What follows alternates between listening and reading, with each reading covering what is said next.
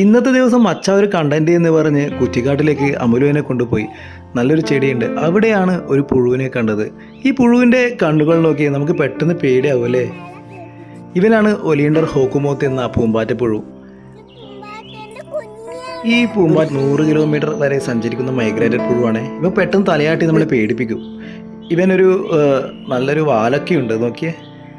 നമുക്കറിയാം ഹമ്മിങ് ബേർഡിനെ പറ്റിയിട്ട്. ഹമ്മിങ് ബേർഡിനെ പോലെ ഹമ്മിങ് ബേർഡിൻ്റെ അപരനാണ് ഈ ഒരു പൂമ്പാറ്റ.